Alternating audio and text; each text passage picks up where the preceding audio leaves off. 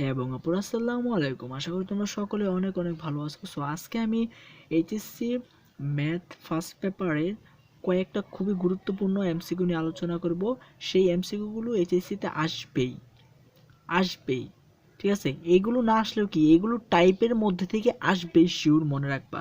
কারণ আমি তোমাদের জন্য কি যে সব এমসিকিউ আনি সেগুলো সবচেয়ে বেশি গুরুত্বপূর্ণ, এজন্য আমি বাছাই করে আনি কিন্তু। সো এগুলোকে তোমরা ভালো করে আয়ত্ত করার চেষ্টা করবা। এখন দেখো এখানে ম্যাট্রিক্স থেকে একটা এমসিকিউ দেওয়ার চেষ্টা করছি। সো দেখো, এ ম্যাট্রিক্সের একটা ক্রম এত, বি ম্যাট্রিক্সের একটা ক্রম এত হলে এ বি এর ক্রম কত, এ বি এর, হ্যাঁ এখানে এ বি এর এই জিনিসটা বুঝতে হবে। এখানে বি এ দিয়ে থাকতে পারে, এ বি এর দিয়ে থাকতে পারে। সো এটাকে তুমি কিভাবে মনে রাখবা জানো? এটাকে আমি একটা জিনিস দিয়ে মনে রাখি, সেটা হচ্ছে কি, এই যে দেখো, যে শাক কথা দিয়ে মনে রাখি। শাক মানে প্রথমটা সাথে মানে কি সারি সংখ্যা, কতে মানে কি কলাম সংখ্যা। সারি সংখ্যার কলাম সংখ্যা মানে কোনটা? দেখো এই যে প্রথম যে এখানে দিয়ে আছে, যে প্রথম এখানে এ বি যে ইটা দিয়ে আছে, এখানে এর মধ্যে কি প্রথমটার কি সারি সংখ্যা, যেহেতু এ প্রথমে আছে প্রথমটার কি সারি সংখ্যা, দ্বিতীয়টার কি কলাম সংখ্যা। ঠিক আছে, কলাম সংখ্যা। যদি এখানে যদি দেখতো ভি এ দিয়ে থাকতো, হ্যাঁ তাহলে কি হইতে জানো, প্রথমটার কি সারি সংখ্যা, মানে এই জিনিসটা কনস্ট্যান্ট থাকবো। শুধুমাত্র এখানে এটার উপর ভিত্তি করে তোমার কি সারি সংখ্যা হবে, কলাম সংখ্যা হবে। যেহেতু এখানে কি এ বি এর ক্ষেত্রে আমার কি সারি আছে প্রথমে, তাহলে এইটার সারি প্রথমে যেহেতু আছে তাহলে এটার কি সারি সংখ্যা, আর এটা যেহেতু দ্বিতীয় নম্বর আছে তাহলে এটা দ্বিতীয় নম্বর আছে, ফলে কি এটা কি দ্বিতীয় নম্বর কি আছে, ক বোঝাইতেছে মানে কলম, তো দ্বিতীয়টার কলম সংখ্যা হবে। এটা হবে তোমার কি ক্রম। আর যদি বি এ থাকতো তাহলে কত হইতো জানো, প্রথমটার কি, প্রথমটার এই যে প্রথমটার কি সারি, সারি সংখ্যা, প্রথমটা সারি সংখ্যা, আর এটা কি দ্বিতীয় নম্বর যেহেতু আছে তাহলে দ্বিতীয়টার কি কলাম সংখ্যা হইতো। সো যেহেতু আমাদের এখানে কি আছে এ বি আছে, তাহলে কি আমরা শাক কথাটা মনে রাখবা, প্রথমটা সারি সংখ্যা, তাহলে প্রথমটা কোনটা আছে এ, এটার কি সারি সংখ্যা, তাহলে এ ম্যাট্রিক্স কোনটা, এ ম্যাট্রিক্স হচ্ছে এটা, এটা সারি সংখ্যা। আর আমরা তো জানি যে এরকম যদি একটা ক্রম দিয়ে থাকলে প্রথমটাকে বোঝায় সারি, দ্বিতীয়টাকে বোঝায় কি কলাম বোঝায়। তাহলে প্রথমটা সারি কত, 2 ক্রস, এখন দেখো ক মানে কলম সংখ্যা, তো কোনটার ক, দ্বিতীয় যে ইটা আছে সেটার কিন্তু কলম সংখ্যা, দ্বিতীয় যে ইটা আছে ক্রমটা আছে, এই ম্যাট্রিক্সটা আছে সেটার কি কলম সংখ্যা। তার দ্বিতীয় ম্যাট্রিক্স কোনটা, দ্বিতীয় ম্যাট্রিক্স এইটা। আর এইটার কি আমরা জানি তো প্রথমটাকে বোঝায় সারি, দ্বিতীয়টাকে বোঝায় কি কলম। কলম কত, তো বি ম্যাট্রিক্সের কলমটা কত, 3, তাহলে এটা হবে আনসার হবে 3। ঠিক আছে, তো আনসার হবে কত, 2 ক্রস 3, তাহলে 2 ক্রস 3, সো আনসার হবে এইটা। আর যদি এখানে যদি বি এ থাকতো, হ্যাঁ যদি এখানে কত, যদি এখানে থেকে বি এ ম্যাট্রিক্স থাকতো তাহলে কি হতো জানো, শাক, শাকের কি সাথে মানে সারি, তো এখানে প্রথমে কোনটা আছে এইটা, এইটার কি সারি হইতো, তাহলে এইটার সারি সংখ্যা কত, সারি মানে কত যে 4, সারি কত 4, তাহলে 4 ক্রস, আর কত মানে কি কলাম, কলাম সংখ্যা মানে কি, দ্বিতীয় নম্বরে কোনটা আছে, দ্বিতীয় নম্বরে কি এ আছে, তাহলে এ ম্যাট্রিক্সের কলাম সংখ্যা, এ ম্যাট্রিক্সের কলাম কত হতো 4, তাহলে এখানে আনসার কত হইতো 4 যদি বি এ থাকতো। ঠিক আছে, এই জিনিসটা বুঝতে হবে। এটা থেকে একটা এইচএসসিতে একটা এমসিকিউ থাকবেই, মাস্ট থাকবে এরকম টাইপের। এখানে দিয়ে দিতে পারে এ বি দিয়ে থাকতে পারে অথবা বি এ দিয়ে থাকতে পারে। সো আমি তো দুটাই তোমাদেরকে বুঝাই দিলাম যে কিভাবে করবা। ঠিক আছে, এই টাইপের এমসিকিউ থাকবেই। এখন চলো আমরা পরবর্তী এমসিকিউতে টার্ন করি।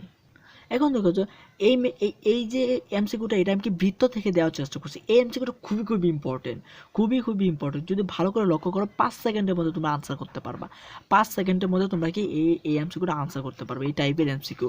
সো দেখো 2,3 এত কেন্দ্র বিশিষ্ট বৃত্তটি এক অক্ষকে স্পর্শ করলে ব্যাসার্ধ কত। সো এই টাইপের এমসিকিউ তো আসবেই। সো এই কথাটার অর্থ কি তোমরা একটু ভালো করে বোঝার চেষ্টা করো।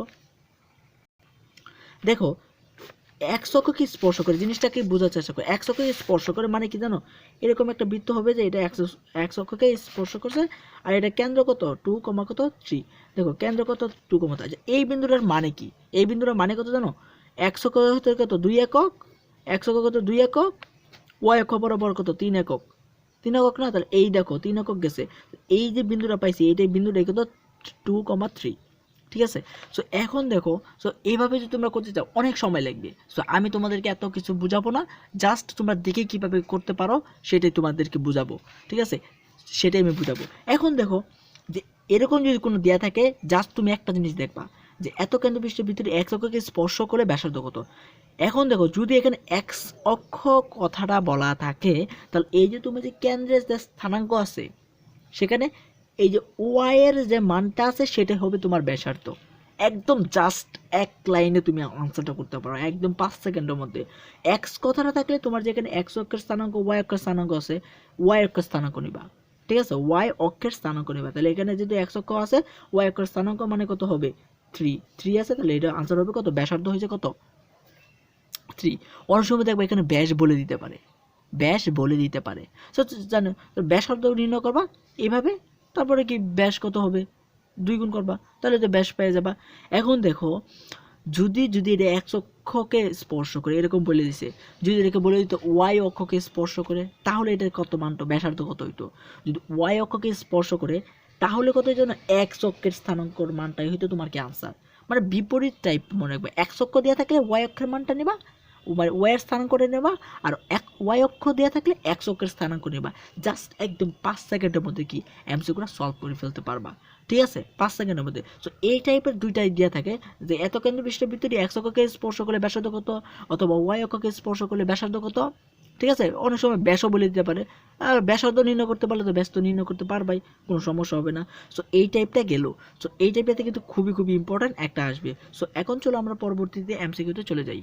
সো এখন দেখো যে এখানে একটা বৃত্তের দেওয়া আছে, বৃত্তের সমীকরণ দেওয়া আছে, বৃত্তের সমীকরণ বলছে যে এত বৃত্তের এত বিন্দুতে স্পর্শকের সমীকরণ নির্ণয় করো। সো এটা খুবই ইম্পর্টেন্ট। সো এখন তুমি এটা কিভাবে করবা, সেটা করার জন্য তোমাকে একটা জিনিস বুঝতে হবে আগে।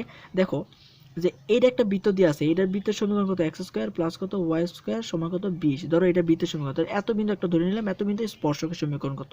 সো তোমাকে এমসিকিউ করার জন্য এত কত ডিটেলস তো জানার দরকার নেই, তুমি জাস্ট যে জিনিসটা জানবা সেটা হচ্ছে কি, এটা তুমি একটা বেসিক সূত্র, সেটা দেখো বেসিক সূত্রটা কি, এখানে যদি এক্স স্কোয়ার থাকে তাহলে সেটাকে তুমি এক্স ইন্টু কত x1 প্লাস ওয়াই ইন্টু কত y1 সমান এরকম সমান কত লিখতে পারো। সো এটা হচ্ছে এই স্পর্শকের যখন সমীকরণ নির্ণয় করবে, এটা একটা শর্টকাট এমসিকিউ ট্রিক্স।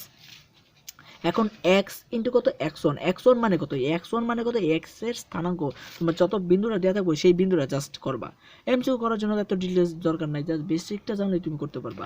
এখন x ইন্টু কত x1 কত 2, x1 কত x1 কত 2 প্লাস কত y ইন্টু কত y1 কত 4 সমান কত 20। তাহলে এখন কত 2x প্লাস কত 4y সমান কত 20 সমান কত 20। তো তোমার এখানে কিভাবে দেওয়া আছে, সময় এটা দেওয়া আছে এত, হ্যাঁ এখানে। এখন তুমি একটা জিনিস দেখো যে 2 সবখান থেকে কিন্তু কাটা যায়, তাহলে এখানে তো y, এখানে কত 2y, আর এখানে কত 10 থাকে কিন্তু, ঠিক আছে, মানে 2 কমন নিয়ে কাটা যায়, তাহলে এখানে x প্লাস কত 2y মাইনাস কত 10। সো তোমার এটাই হবে আনসার।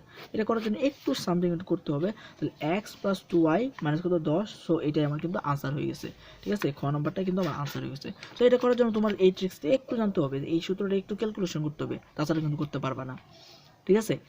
এখন দেখো পরবর্তী এমসিকিউটা দেখার চেষ্টা করি।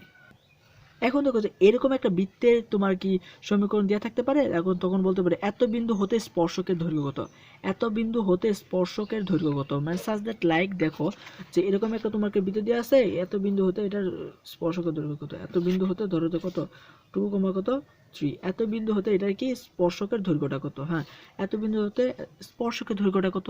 এখন দেখো এটা করার জন্য জাস্ট তোমার আর কিচ্ছু করতে হবে না, সেটা কি করবা জানো, এই বৃত্তটা যে তুমি আছে এই বৃত্তটার মাঝে তুমি কি করবা, জাস্ট কি করবা, এটা বসাই দিবা মানটা। সূত্রটা হচ্ছে দৈর্ঘ্য যখন নির্ণয় করবা। সো এখন দেখো তোমাদেরকে যে জিনিসটা একদম ফুলি বুঝতে হবে যে দেখো এরকম যদি কোনো বৃত্তের যদি বলে যে বৃত্তের বহিস্থ কোনো বিন্দুতে এত বিন্দু হতে কি স্পর্শকের দৈর্ঘ্য কত, স্পর্শকের দৈর্ঘ্য যদি কথাটা বলা দেওয়া থাকে তাহলে তোমার জাস্ট এটাকে করতে হবে যে এটাকে আগে কি করতে হবে, এ আকারে আনবা, এ আকারে একদম এটাকে মানে কি এই যে ওয়ানটাকে ওই পাশে নিবা, এ আকারে আনবা, আনার পরে কি করবা, জাস্ট আর কিছু না রুট ওভার দিয়ে কি করবা, এক্স এর জায়গায় কি এক্স এর মানটা বসাবা, ওয়াই এর জায়গায় কি ওয়াই এর মানটা বসাবা, বসে জাস্ট সিম্পলি ক্যালকুলেশন করবা, ক্যালকুলেশন করলে যেটা আসবে তোমার কিন্তু সেটাই আনসার। সো এটা কিন্তু 1 মিনিটের মধ্যে করতে পারবা, তোমরা যদি প্রচুর পরিমাণে প্র্যাকটিস করো তাহলে কিন্তু 1 মিনিটের মধ্যে করতে পারবা, খুবই কিন্তু ইম্পর্টেন্ট। জাস্ট কিচ্ছু না, এটাকে কি করবা, আগে এ আকারে আনবা, আনার পরে রুট ওভার দিবা, যে এটা দিতে হয় রুট ওভার দিয়ে তারপরে কি করবা, জাস্ট এখানে এক্স এর জায়গায় এক্স এর মান বসাইছি, দেখো এক্স এর মান বসাইছি, ওয়াই এর জায়গায় কি ওয়াই এর মান বসাইছি, ঠিক আছে, জাস্ট সিম্পলি আর কিচ্ছু করি নাই, ক্যালকুলেশন করছি, জাস্ট এটাই। এখন দেখো তারপরে দেখো এটা খুবই ইম্পর্টেন্ট কিন্তু এই এমসিকিউটা, কোন ভেক্টরটি এত এর উপর লম্ব। সো আমরা তো জানি দুইটা ভেক্টর তখনই লম্ব হবে যখন তাদের ডট গুণফল 0 হবে। সো এখন এটা করার জন্য তোমার এত কিছু ক্যালকুলেশন জানতে হবে না, এত বেসিক কিন্তু জানতে হবে না। সো আমি যেটা বুঝাই দেবো তুমি সেটাই করবা, আর কিচ্ছু করার দরকার না, একদম জাস্ট এটা 2 সেকেন্ডের মধ্যে করতে পারবা, আমি শিওর 2 সেকেন্ডের মধ্যে করতে পারবা। এখন যদি বলে এর কাছে একটা ভেক্টর যে দিয়ে আছে, দেখো এখানে এই ভেক্টরটির উপর লম্ব ভেক্টর কোনটি, একদম জাস্ট একটা জিনিস দেখবা যে এখানে কোন কোন ভেক্টর আছে, আই ভেক্টর আছে, জে ভেক্টর আছে, কোন ভেক্টরটা নাই, কে ভেক্টরটা নাই, জাস্ট এখানে কে ভেক্টরটা হবে আনসার। ঠিক আছে, কে ভেক্টরটাই হবে আনসার। যদি এরকম একটা দেওয়া থাকতো, দেখো তো, দেখো যদি এরকম একটা ভেক্টর দেওয়া থাকতো, বলতো যে এত এর উপর লম্ব ভেক্টর কোনটি, জাস্ট আমি দেখতাম কি এখানে আই ভেক্টর আছে, কে ভেক্টর আছে, শুধুমাত্র যে ভেক্টর নাই, যে ভেক্টর কোথায় আছে সেটা দেখতাম, জাস্ট যে ভেক্টর দেখতাম, তাহলে কিন্তু আনসার হইতো এইটা। ঠিক আছে, যেহেতু এখানে কি কোনটা অনুপস্থিত আছে সেটাই তোমার হবে আনসার।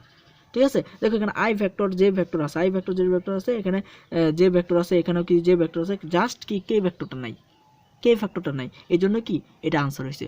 এই জিনিসটা শর্টকাট, তোমরা যদি ক্যালকুলেশন করো, তুমি দেখো ক্যালকুলেশন করে দেখবা যে আনসার এটাই হবে শিওর। যদি ভুল প্রমাণ করতে পারো, ঠিক আছে, তাহলে আর কিচ্ছু বলবো না, 100%, এটা 100% প্রমাণিত। ঠিক আছে, এখানে এই জিনিসটা মনে রাখবে, একদম শর্টকাট, এটা 2 সেকেন্ডের মধ্যে করতে পারবা। সো আশা করি এরকম ভিডিও পাওয়ার জন্য আমাকে কমেন্ট করে জানাবা তোমরা, কারণ আমি যে ভিডিওগুলো দেওয়ার চেষ্টা করি সেগুলো খুবই খুবই ইম্পর্টেন্ট। ঠিক আছে, সো আমি তোমাদের জন্য বাছাই করি কোনটি এইচএসসিতে আসার জন্য উপযোগী, সেগুলো তারপরে কি অ্যানালাইসিস করে তোমাদের জন্য কি দেওয়ার চেষ্টা করি। সো এখন তোমাদেরকে আরেকটা জিনিস বলার বাকি আছে, আমার আরেকটি চ্যানেল খোলা হয়েছে। সো সেটা হচ্ছে যে অন্যরকম ক্লাসরুম, তোমরা ইউটিউবে গিয়ে সার্চ করতে পারো। সেটা আমি খোলার উদ্দেশ্য হচ্ছে, দেখো বর্তমানে ইউটিউবে একটা চ্যানেল নিয়ে কাজ করা খুবই টাফ, কারণ একটা চ্যানেল যদি কখনো বন্ধ হয়ে যায়, তখন আরেকটা চ্যানেল রাখার সুবিধাটা হচ্ছে যে ওই চ্যানেলের মাধ্যমে অন্যদের সাথে কি যোগাযোগটা রক্ষা করা যায়। আর এই উদ্দেশ্যে কি আমার এই চ্যানেলটা খোলা হয়েছে, যাতে কি কোনো কারণে যদি ধরো, হবে না ইনশাল্লাহ, কিন্তু কোনো কারণে যদি ধরো কোনো দুর্ঘটনা ঘটলো, তাহলে যাতে আমি তোমাদের সাথে এই চ্যানেলটার মাধ্যমে যাতে তোমাদের সাথে মানে কানেক্টেড থাকতে পারি, এই জন্য এই চ্যানেলটা খোলা হয়েছে।